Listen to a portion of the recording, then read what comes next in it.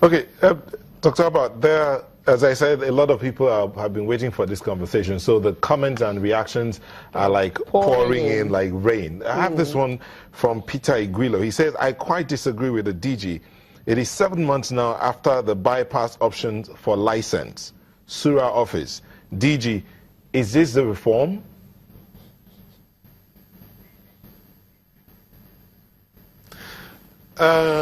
Like I said, it's very, very easy.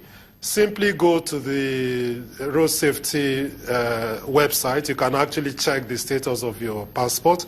I of course, cannot legislate for if you have used a tout in Surah. That I cannot tell you about. But if you've gone through the proper process, it's very, very easy. There's a text message you can send and get the status of your passport. There's a website you can go to and check whether your passport is ready. There are a number of Twitter handles which I can send to you after this event that will actually check for you where exactly your passport is. That is assuming you have not used a tout. If you've used a tout, on your head be it. Okay. Babka is asking this about the Bureau of Public Service Reforms. He says, the BPSR sent us to Lagos for an EU-sponsored program 2 years ago. BPSR has not paid us up till now. And his question is, what are we reforming?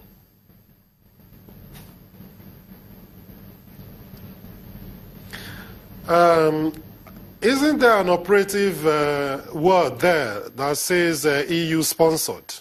I actually don't remember the program in Lagos sponsored by the EU for which we're owing anybody. Perhaps whoever it is can contact me, and if it is the EU owing them, then I'll make every effort to make sure that the EU pays them. But if it's EU sponsored, yeah. The culprit is likely to be the EU. The Bureau is not owing anybody today. Married women have had to go to Abuja to get passports. I mean, after they get married, that is, when they're changing from their maiden to their married name. They say it's only Abuja who can give them a passport. Is that still the case? No, that changed 2 years ago. That changed 2 years ago. It was not effected.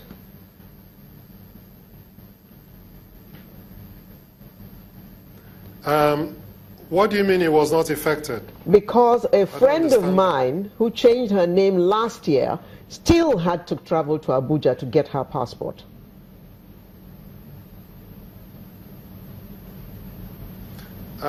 No, she shouldn't have had to. If she shouldn't have had to. If she did, she was either given the wrong information or was relying on outdated information. She was given that information at the passport office in Lagos.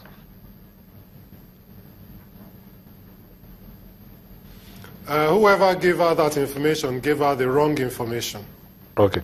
Dr. Abah, let me read this as we're winding down. Let me read this two tweets and you respond to them back to back.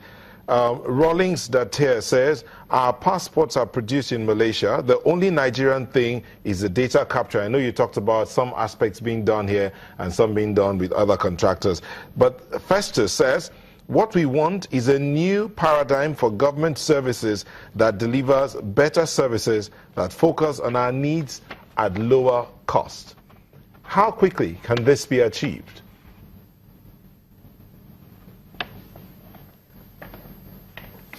I think it's work in progress. There are aspects of public services that will become better at lower cost. I think if we can eliminate or at least reduce the corruption in the system, then we can achieve that. We can achieve that fairly quickly. But like I said, we are in an unfortunate situation where people wearing government uniforms give people the wrong prizes. And like I said, you can't blame the ordinary citizen. They should be able to trust somebody wearing a federal government uniform. So if that person tells you a driver's license is 20,000 or a passport is 35,000, you're more than likely to believe that person. But I think as we educate the public more, they will know that the proper costs of these things are not actually as high as they've paid out to people. We would also look at efficiencies in the way that certain things are done, cut out unnecessary processes, see to what extent we can decentralize things, and also get the private sector involved in public service provision. These are some of the ways in which we can look at making public services more cost efficient. Of course, we cannot exist. Of course, public services are not welfare services. We cannot have rising inflation and then expect that costs will continue to be cut. It will come to a position where you're simply not charging enough to deliver the service you're supposed to deliver, and Nigerians will rightly complain if that's the case. Okay. So I think we should be going for a fair price that is devoid of corruption, devoid of inefficiencies, and is enough for government to be able to deliver good quality services. Thank you very much, Dr. Joe Abah, Director General of the Bureau of Public Service Reforms. Thank you for speaking with us. Sunrise will be back in a moment. Please don't go away.